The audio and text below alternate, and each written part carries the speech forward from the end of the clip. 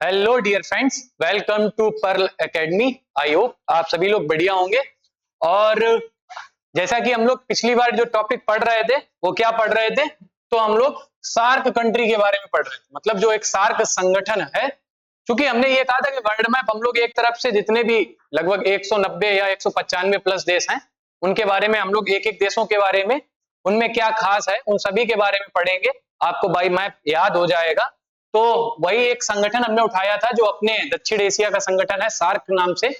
और इसी संगठन का जो पहला देश है, वो पहला देश हम लोग आज पढ़ेंगे इस क्लास में। और जो पहला देश अपना आता है वो क्या है, तो मालदीव आता है। क्या है?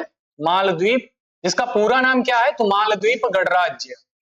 ठीक है, मालदीव गणराज्य इसका पूरा नाम है।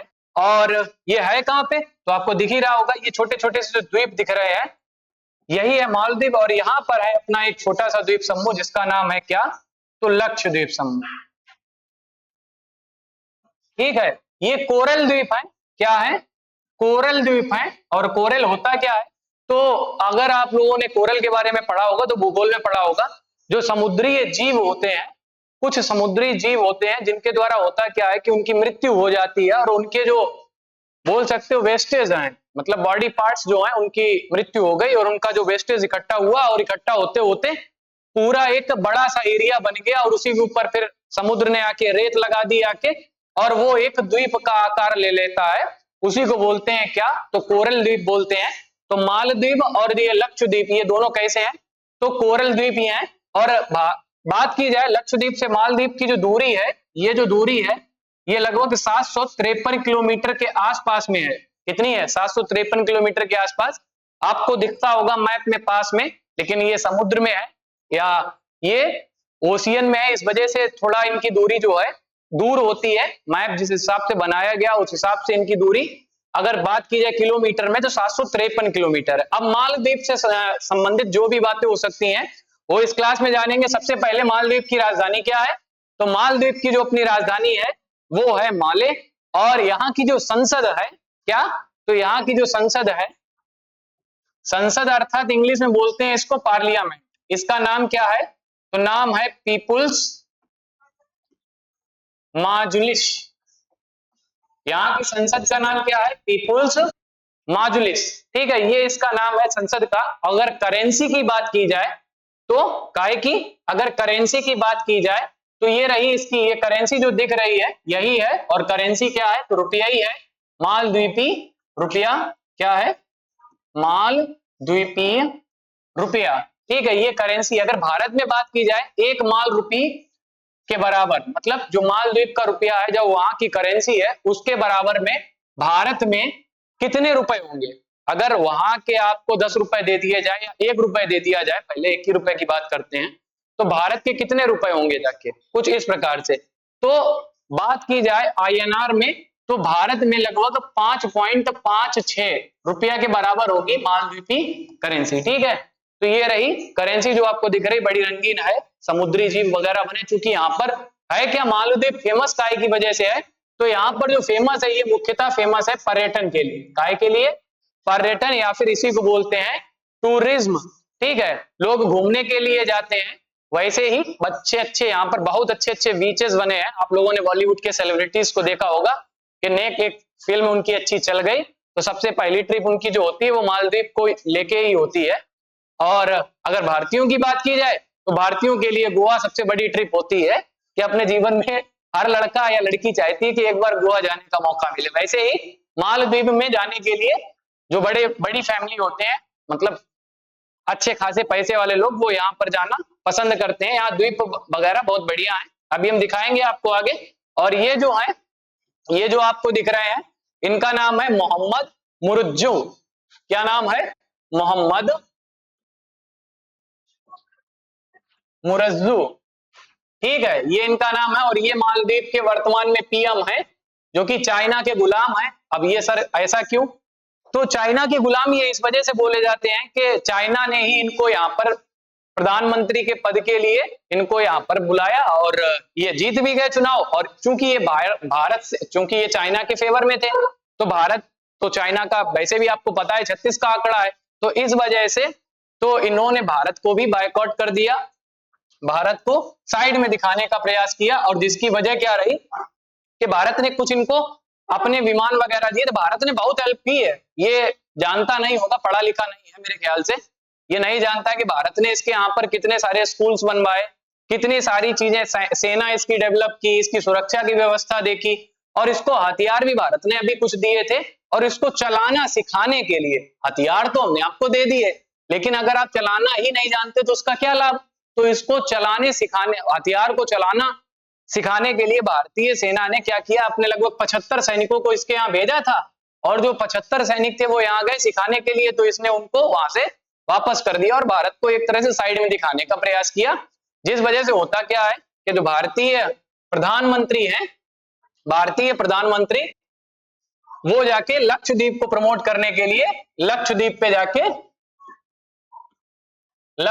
पे जाके कुर्सी डाल के बैठ जाते हैं और बायकॉट करते हैं काय का, मालदीव का। और भारत में बहुत जोरों से ट्विटर पे, हर जगह पर, सोशल मीडिया पर मालदीव के बायकॉट को लेकर ट्रेंड होता है कि हमारे पास खुद भी वैसा ही तो द्वीप है भाई, सेम ही है, बस कुछ कमियां हैं, वो कमियां भारत सरकार को पूरी करनी चाहिए, और कुछ कंपनीज ने की भी हैं, जैसे कि फॉर एग्जांपल टाटा कंपनी जो है उसने कहा भी है कि अब हम मालदीव में टूरिज्म के लिए बढ़िया रिसोर्ट वगैरह बनाएंगे। आपने देखा होगा मालदीव में क्या है, तो टूरिज्म से ही सब कुछ चल रहा है, ये आप अगर देख रहे हो, ये देखो कितने बढ़िया बढ़िया रिसोर्ट बने हैं, इन्हीं में जाके जो बॉलीवुड के सेलिब्रिटीज हैं या जो यहाँ से घूमने जाते हैं भारत से, वो इन्हीं में जाके रुकते हैं, बढ़िया एंजॉय करते हैं अपना, और पूरा बीच है, मतलब पूरा मालदीव में अगर बात की जाए तो टापुओं पर बसा है, और वही पूरे टापू है, और टापू के ऊपर ही इनका क्या है, तो एयरपोर्ट है, टापू पे ही इनका एयरपोर्ट है, और कहाँ पे है, तो माले में ही है, जो इसकी कैपिटल है,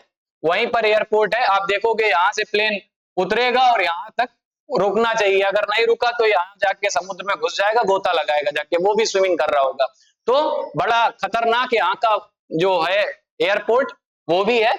इसके बाद में बात करते हैं मालदीव के बारे में, और तो भारत से लगभग 2 लाख से भी ज्यादा, 2 लाख से ज्यादा लोग लगभग हर साल भारत के लगभग 2 लाख से भी ज्यादा लोग भारत के वो मालदीव में क्या करते हैं, घूमने के लिए जाते हैं और वहां पर एंजॉय करते हैं। तो अगर 2 लाख लोग ये वहां ना जाके, मालदीव ना जाके, इसको अगर हम लक्षद्वीप में कन्वर्ट कर दें तो कितना प्रॉफिट होगा। अब ये सोचने वाली बात है, 2 लाख लोग गए और 2 लाख लोगों में अगर मिनिमम खर्चा देखा जाए तो 1 लाख रुपए व्यक्ति आता है, लगभग बात की जाए कितना आता है, तो लगभग 1 लाख रुपए आता है एक व्यक्ति का खर्चा।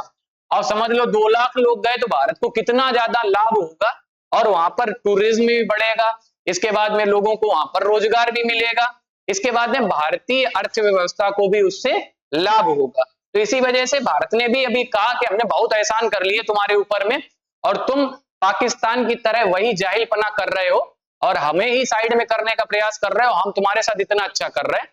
तो इस वजह से भारत ने मालदीव को बायकॉट किया और उसके लिए लक्षद्वीप को प्रमोट किया।